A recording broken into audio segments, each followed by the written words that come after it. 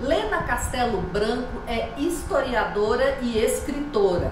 Doutora pela USP, ela escreveu Poder e Paixão, a Saga dos Caiado. Em 2 volumes, seus livros relatam a história dessa família que chegou a Goiás no século XVIII, vinda de Portugal, e essa longa saga até o século XX. O primeiro a chegar no estado e ao poder, melhor dizendo, foi José Antônio Caiado. Em 25 de outubro de 1883, ele assumiu interinamente a presidência da província de Goiás. São 140 anos que serão completados na próxima semana, na quinta-feira, um dia depois do aniversário de 90 anos de Goiânia. Esses 140 anos coincidem com a presença de um Caiado no governo de Goiás. Ronaldo Caiado exerce seu 2º mandato e ficará no cargo até dezembro de 2026. Para entender essa história política, a convidada desta edição, número 85 do Chega Pra Cá, é a autora desse livro de fôlego, a professora Lena Castelo Branco. Professora, muito obrigada por nos receber aqui na sua casa e ter a disposição para falar um pouco sobre essa história. Só eu que agradeço, lhe dou as boas-vindas à equipe que a acompanha. E eu estou com 92 anos e praticamente afastada da vida, vamos dizer, social.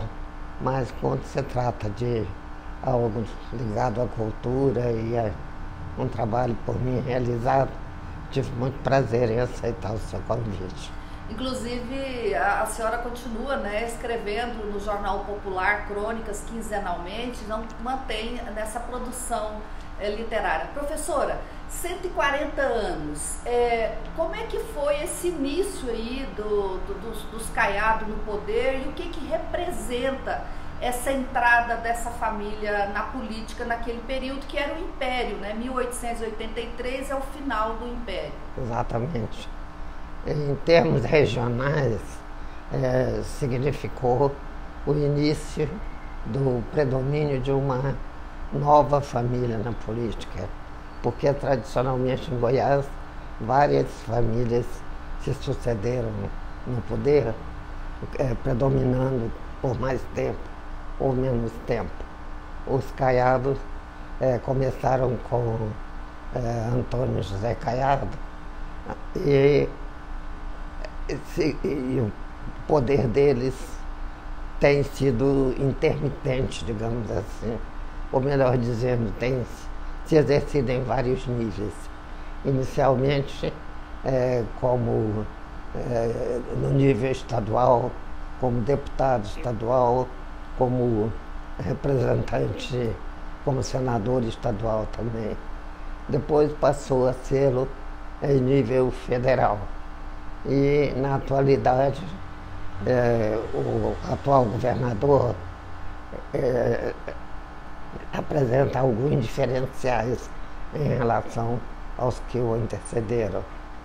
Ele não se preparou especificamente para ser político, mas para ser médico com a especialidade em ortopedia e traumatologia. Depois, a sucessão de fatos e os fatos políticos, às vezes, são quase que imprevistos. O certo é que ele se viu levado à política e parece que realmente ele gosta disso, né? Ele foi escolhido entre os deputados mais atuantes quando estava no Congresso e agora no governo. Ele tem procurado inovar em alguns aspectos, nem sempre acertando, mas pelo menos procurando fazer. Naquela época, o presidente da província era indicado pela coroa, né? Era indicado pelo imperador, mas ouvindo o partido predominante. havia dois grandes partidos no Império, o Partido Liberal e o Partido Conservador. E o Caiado, a facção, digamos assim, dos Caiados, sempre pertenceu ao Partido Liberal. O avô do Caiado foi o primeiro a assumir a feição de político e não foi um político brilhante, digamos assim, mas muito bem quisto.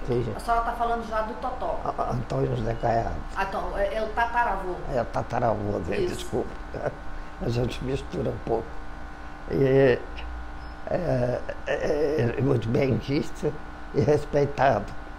E esteve ligado aos Bulhões, depois separou-se da facção dos Bulhões e, afinal, o Ronaldo Caiado assumiu como governador, primeiro como deputado e depois como governador.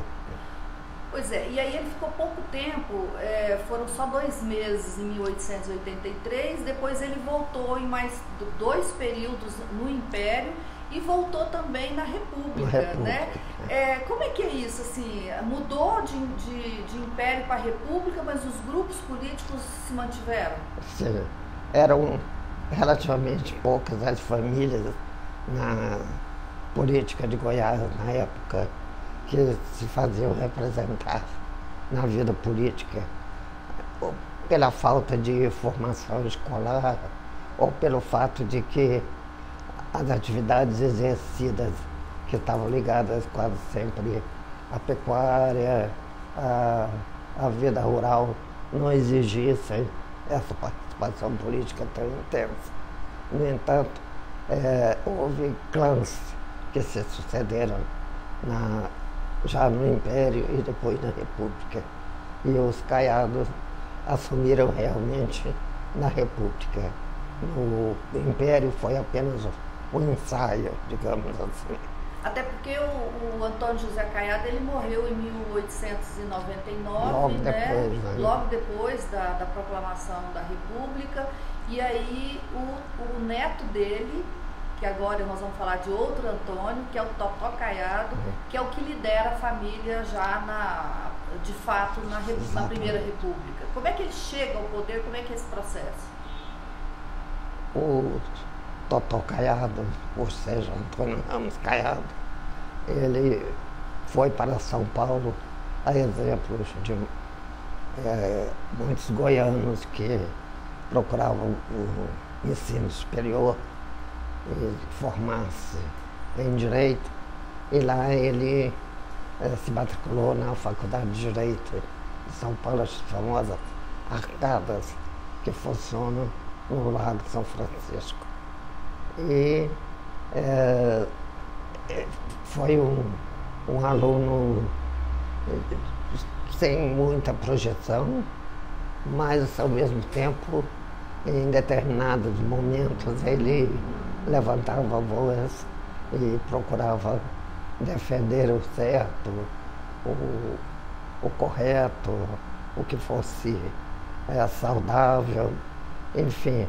Ele já mostrou qualidade de liderança como estudante.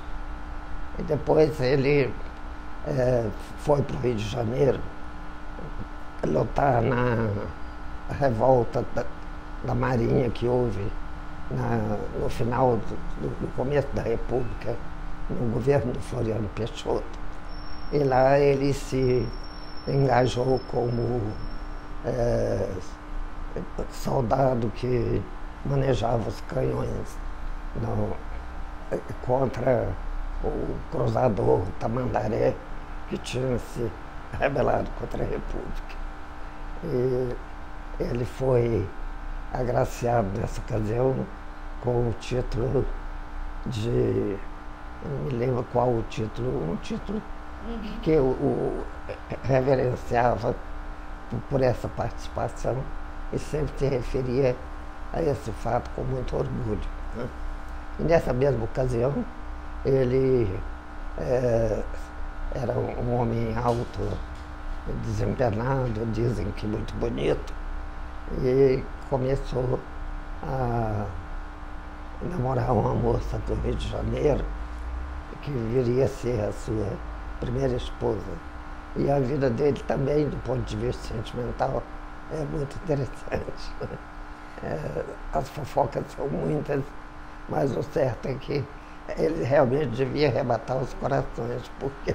Tem uma história da Cora Coralina, que ela dizia que o Totó Caiado no cavalo dele. Como é que é essa história? Realmente tem, que ele chamava a atenção das moças lá de Goiás, porque ele era um homem bonito, e a senhora até parece que a senhora fala no livro que essa era uma característica dos Caiados, né? Tem eu não estou me lembrando, mas tem isso sim. E eu assisti pessoalmente um fato muito interessante. Já recentemente, em termos de 20 anos, menos de 20 anos para cá, eu fui a uma cerimônia em Goiás Velho, em que o Ronaldo Caiado homenageava a memória da Cora Coralina. Foi uma cerimônia planejada pelas pessoas ligadas à área cultural de Goiás. E aí a filha da Cora, Vicença Bretas, estava presente. E ela, baixinha como a mãe, elétrica também, estava sentada ao meu lado na segunda fila. E o Ronaldo Caiado chegou, já era governador, e naturalmente o puseram na primeira fila, né? E ela então rapidamente passou por cima do banco, né? E sem nenhuma dificuldade, e falou: quero sentar do seu lado, quero ver se você é bonito mesmo. Capaz que ela ouvia isso da mãe, né? Pois é. E ele ficou muito encabulado, ficou vermelhinho. E eu estava na fileira de trás e assisti esse fato. O certo é que, de alguma maneira, essa inegável beleza, né, física do Ronaldo Caiado deve atrair muitas fãs para ele. Mas deve trazer também. Isso é uma característica, então, do avô. Exatamente. Bom, o Totó Caiado ficou proeminente a partir da Revolução de 1909, em que fazem um acordo com os Bulhões, e a partir da família que liderava a política de Goiás na época, a partir de então ele comanda aí a política goiana até a Revolução de 1930. Ele não chegou a ser presidente ou governador do estado, mas ele liderou o grupo político dele. Como é que a senhora avalia esse período do Totó Caiado como o líder político de Goiás?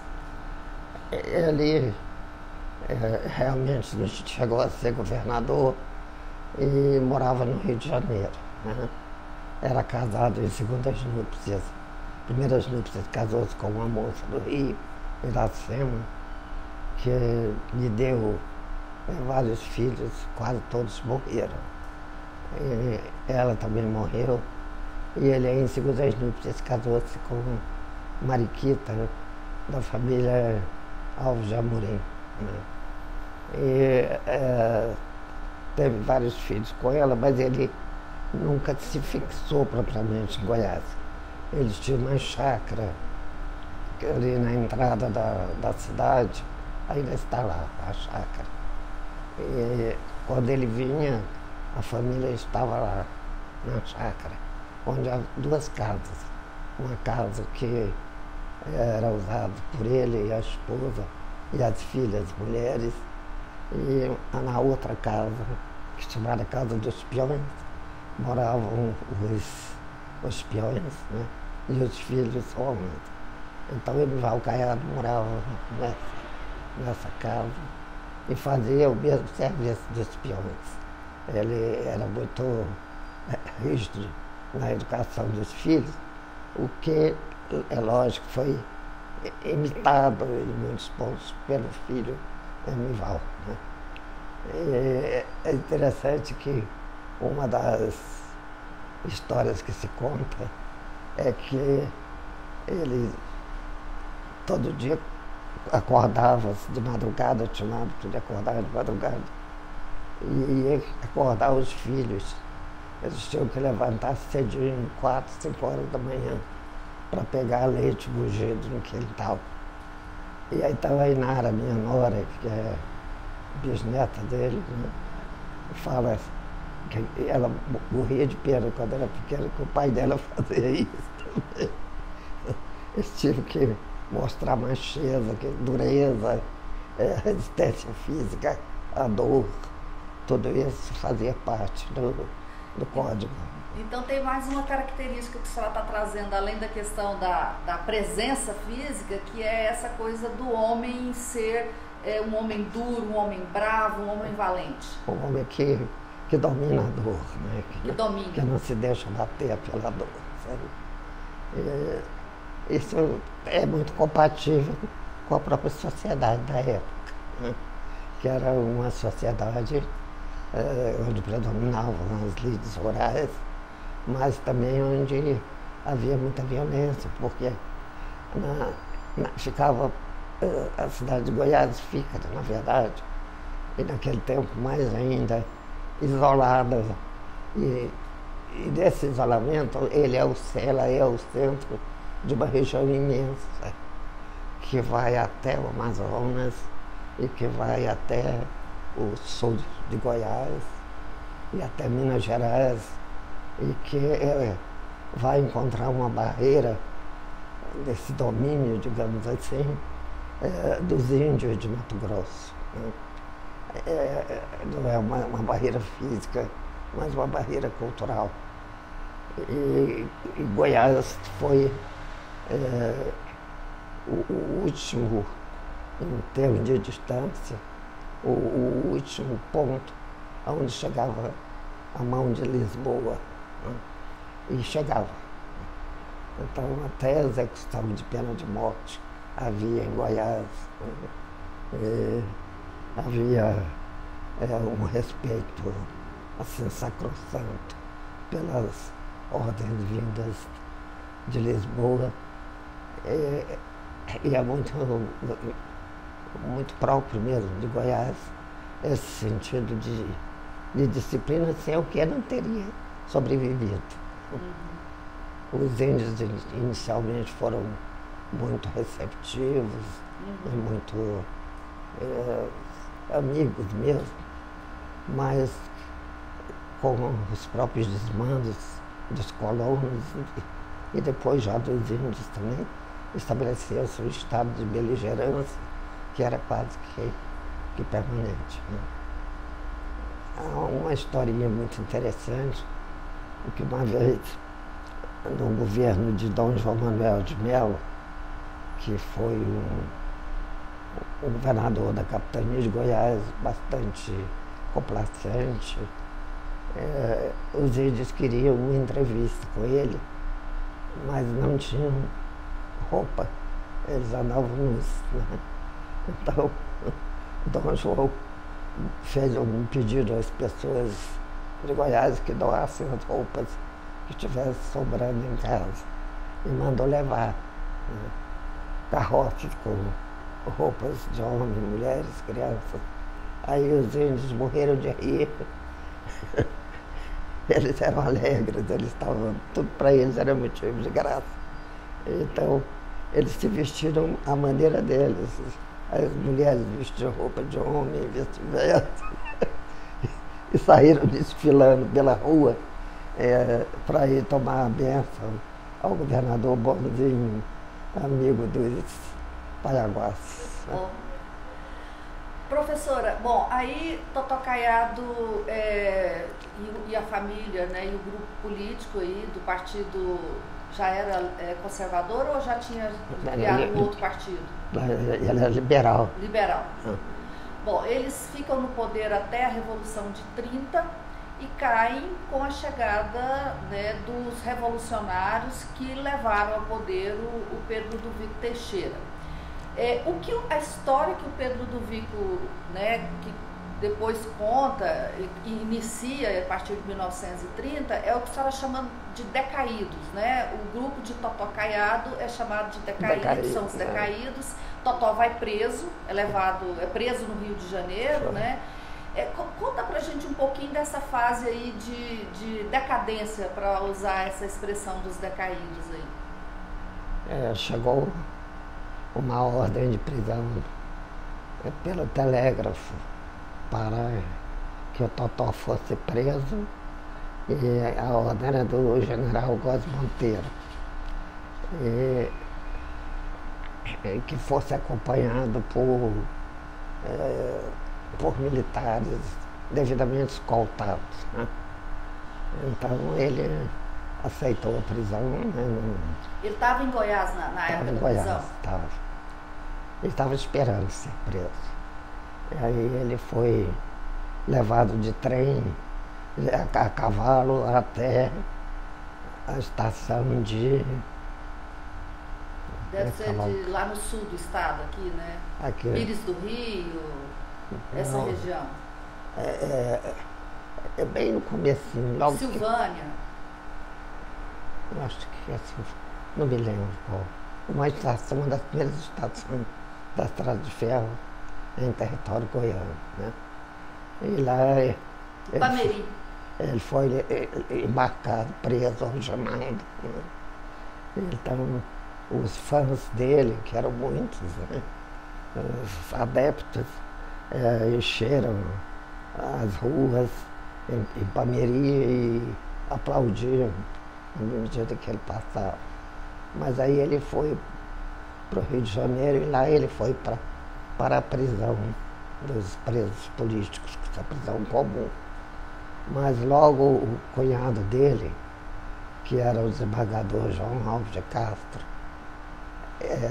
foi nomeado presidente da província e tratou de amenizar a situação dele. Qual província do Rio? A província de Goiás. Ah. Então, a gente observa já então o que viria a ser uma constante.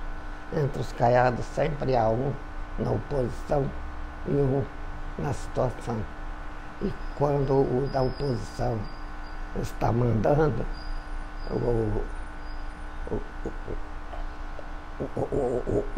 vamos dizer, o adversário fica tranquilo, não há aquela oposição sistemática ao governo. Muitas vezes há discursos, há xingamentos, mas mobilizar mesmo, pegar em armas, isso fica na ameaça. Tá, isso a senhora fala dos caiados ou da oposição aos caiados? A oposição aos caiados. Tá.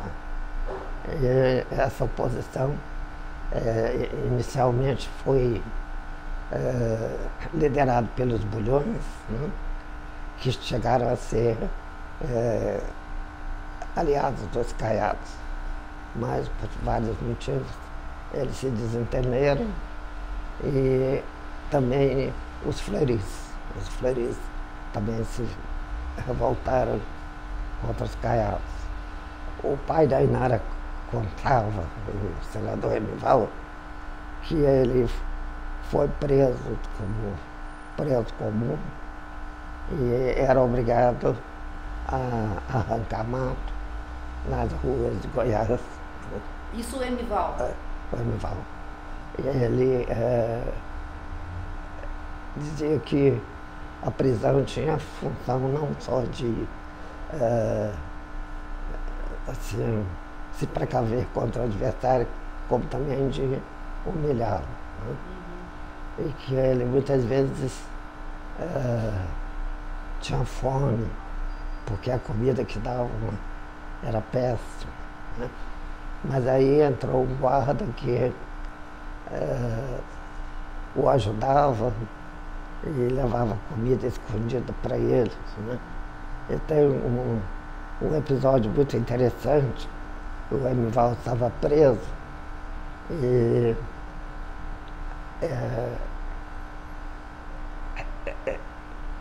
agora eu esqueci. Assim, e aí conseguiu permissão para que a comida dele fosse de casa. Ele não precisava comer comida que fornecia na prisão. Mas quando vinha o prato bem arranjado, com um paninho por cima, aquelas coisas de interior mesmo. Então, os soldados que o guardavam, tiravam e punham o dedo lá dentro. Professora, os Caiados ficaram com a fama de terem sido violentos e de terem sido grileiros de terra, que perseguia e matava e grilava terras, né? O que dessa história a senhora conseguiu confirmar? Quanto a serem violentos, foram assim. Há vários momentos em que a violência era a tônica dominante na política. E não eles só. Os adversários também usavam na violência, mas os Caiados às vezes exorbitavam. Há histórias assim de pessoas que eram açoitadas, que eram maltratadas mesmo. E há algumas histórias até muito interessantes que tem.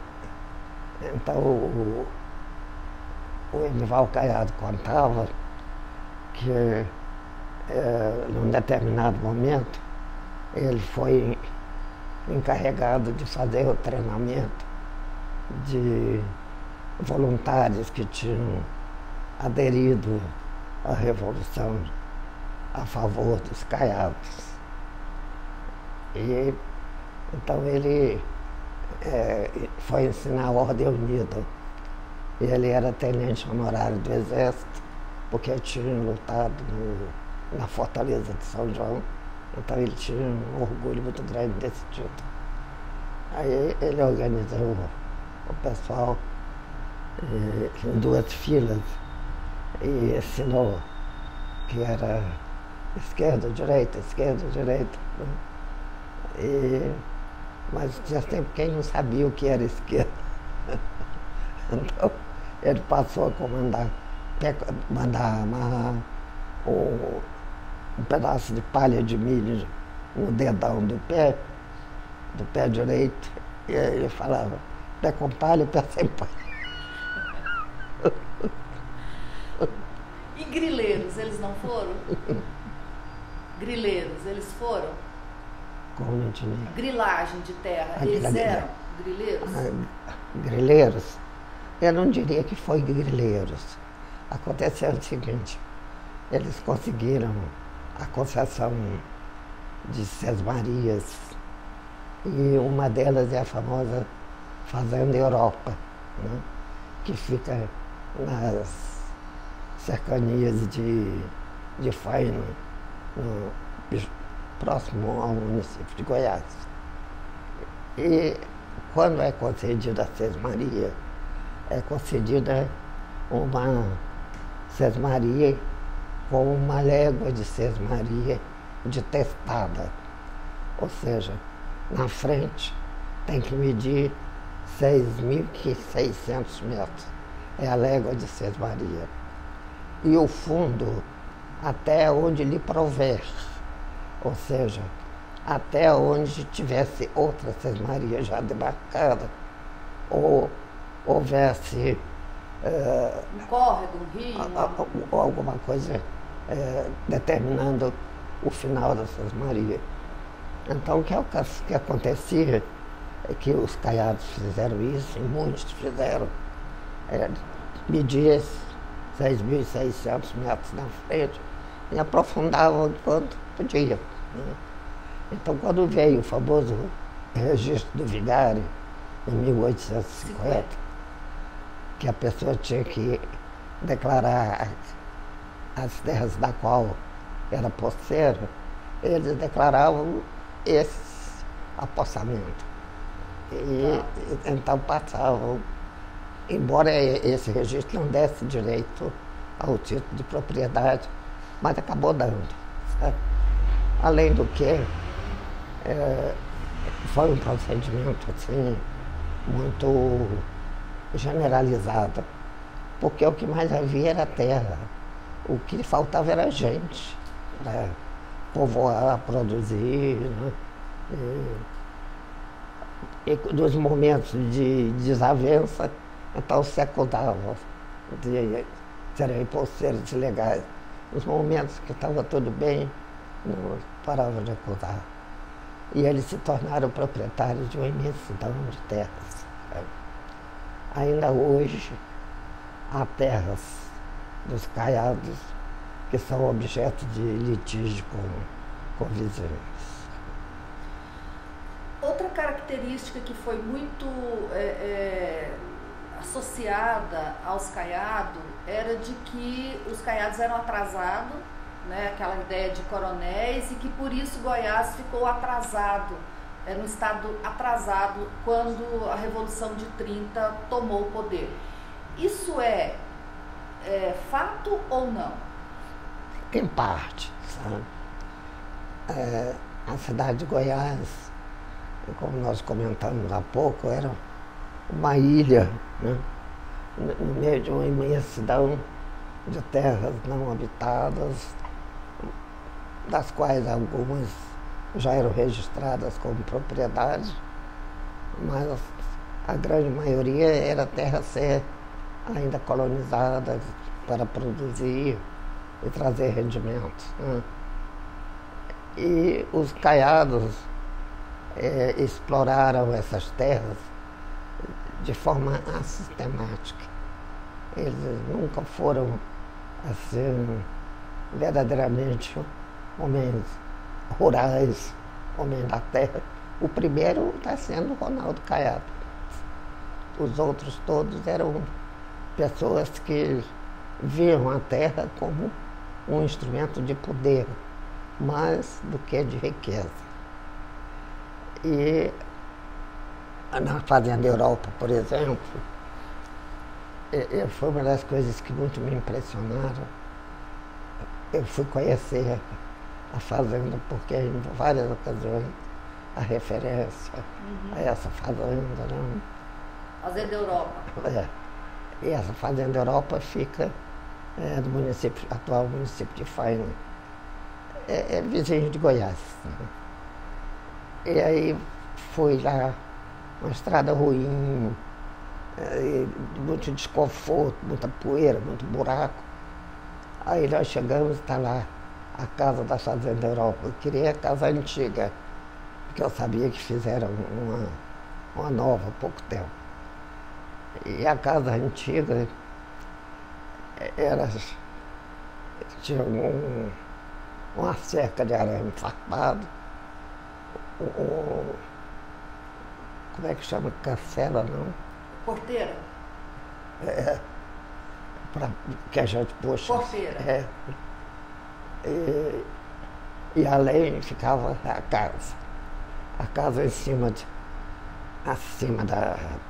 do nível, num pequeno declive. E ela tinha um porão, ainda está lá, um porão alto, mas não muito alto, mas o suficiente para impedir a umidade da casa quando chove muito. E aí é uma casa absolutamente pobre. Então você entra ali, os materiais são locais, a mão de obra local, quer dizer, eram os escravos que faziam, né? E os equipamentos, mesas, cadeiras, ainda hoje é tudo pobre, mas pobre de verdade, sabe? Atendendo o mínimo do mínimo do conforto. E era onde Totó Caiado vivia, quando estava lá? Exatamente, era para onde ele ia, não só o Totó, como já o pai dele, o Antônio José Caiado, né? E depois o que me chamou mais atenção é que essa casa tem um cômodo chamado quarto escuro. O quarto escuro é um cômodo que fica no meio da casa, e aqui tem uma sala, aqui tem um corredor, aqui tem outra sala, aqui tem um quarto. Ele não se comunica do lado para fora. Ele é inteiramente inserido dentro da casa. E para chegar lá é uma única porta que se tem. Então esse quarto, segundo o depoimento que me foi dado na época, pela pessoa que tomava conta, servia para as mulheres paridas, as pessoas assim, doentes de um tratamento prolongado, e para guardar documentos, joias, algo que fosse valioso. Então ficavam isolados no meio da casa. Deve estar lá, porque não deve ter mudado, não. Aí, depois tem uma varanda, e tem quarto de um lado e do outro, tem uma varanda, e depois tem um pomar maravilhoso, uma quantidade imensa de frutas, e do lado passa um córrego, não é bem um rego d'água, ele é suspenso, ele vem num duto de madeira e ali corre a água. Então ele passa na janela da cozinha, aí a dona da casa lava a louça nessa. Direto desse rego, desse... E além disso, as migalhas de comida, de fruta e tudo vão levadas pela água e caem na horta lá embaixo. Quer dizer, vocês vão fertilizar a horta. Adubo orgânico. Muito interessante. Professora, bom, aí os Caiados saem do poder em 1930 e só retornam depois do golpe de 1964, né? E aí é uma nova fase da família Caiado no poder. A gente pode... Ela já citou o nome aqui do Emival Caiado, senador, que é filho do Totó Caiado e que foi importante na história de Goiás, porque é dele o projeto de transferência da capital, né?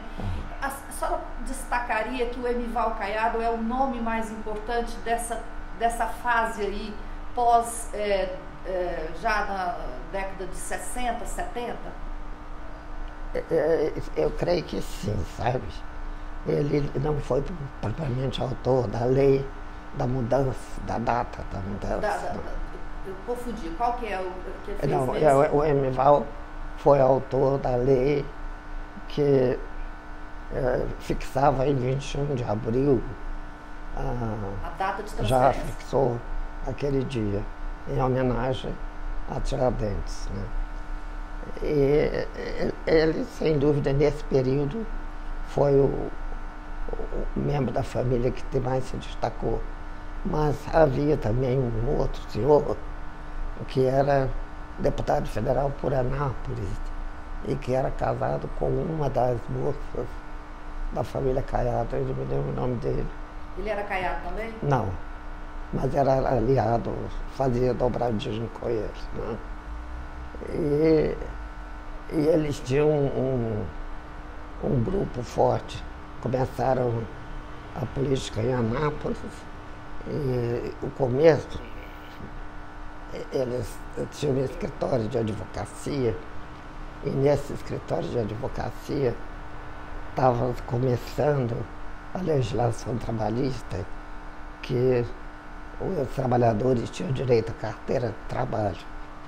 E eles começaram a providenciar as carteiras de trabalho para muitos trabalhadores, começaram a formar um núcleo de simpatizantes políticos, né? Então, Emival, Elcival, Edenval, todos eles começaram a carreira dessa forma em Anápolis. Essival, que é o pai do Ronaldo Caiado. E depois eles se elegeram deputado estadual, tinha senador estadual também, mas o primeiro que se elegeu deputado federal foi o pai do Emival, mas ficou pouco tempo, não renovou o mandato. E as mulheres Caiado sempre ajudaram muito, elas sempre foram muito presentes, até porque uma coisa interessante, elas estudaram, elas eram incentivadas a estudar e a pensar pela própria cabeça, sabe? Eu conheci uma delas, a dona Eni, uma pessoa fantástica. A Eni era filha de quem? A Eni era irmã do Emival, porque tem uma outra Eni que é filha do Caiadinho, né? Que é professora de inglês, muito bem quista, aliás. Pois é, aí eu vi uma história de que quando Goiás, a cidade Goiânia foi construída e a capital transferida, os Caiado eram antimudancistas, né, trabalharam muito contra a mudança da capital, e depois que Goiânia se tornou realidade, que aí a família não ia ficar mais em Goiás, porque Goiás perdeu importância política, mas também não quis mudar para Goiânia. E foi por isso que a família escolheu Anápolis. Procede essa história? Deve ter sido assim. Eles já moravam em Anápolis. O pai do Ronaldo, não, espera um pouquinho. O pai e a mãe do Ronaldo moravam em Anápolis. E ele queria estudar medicina e foi estudar no Rio. E na época, em Goiás já havia faculdade de medicina, mas ele preferiu ir para o Rio, porque lá ele fica. A Câmara dos Deputados e o Senado ainda estavam no Rio. Aí ele ficou morando na casa do Emival Caiado. E depois o Emival e a esposa dele se separaram, mas ele continuou muito ligado à Dona Maria, que ainda é viva, está com 102 anos. Nossa. Professora, uma coisa que depois a gente nota com relação à família Caiado, a senhora escreveu acho que o epílogo do livro da senhora, do segundo volume, a senhora colocou o título de Concluindo a Reticência Sem Chegar no Fim. Uhum. Porque quando a senhora publicou o livro, em 2006, a família continuava no poder, né, com Ronaldo Caiado, e depois disso ele se elegeu 2 vezes governador. Olhando agora, a gente pode dizer que essa história chega ao fim, ou seja, Ronaldo Caiado termina essa dinastia política? Depende do que vier, né? Porque, ao que parece, na nova geração não há realmente ninguém que esteja já exercendo o poder, digamos, como deputado estadual, fazendo aquela que os romanos chamavam cursus honorum, o curso de honra, né? Que começa como vereador, depois deputado estadual. Não há, sabe? E o filho do Leão Caiado, o Leãozinho Caiado, eu o incentivei conversando com ele, porque ele é um rapaz estudioso, mas ele não gosta de política. Porque o que acontece é que alguns deles se viram com as vidas tão tolhidas e limitadas pela política, que eles não querem saber de política, sabe? Pode ser que mude, que venha alguém, né? Agora que não chegou ao fim, não chegou mesmo, porque continua, né? A disputa política. Pois é, mas ela caminha para o fim, essa dinastia? Parece que sim. Não apareceu ninguém, a menos que a Ana Vitória assuma, que parece difícil. Hein? Ela está com o pai, mas não necessariamente mas agora, fazendo política direta. A Gracinha diz que vai ser candidata a senadora, né? Uhum. Mas ela não é uma genuína Caiado. É difícil a gente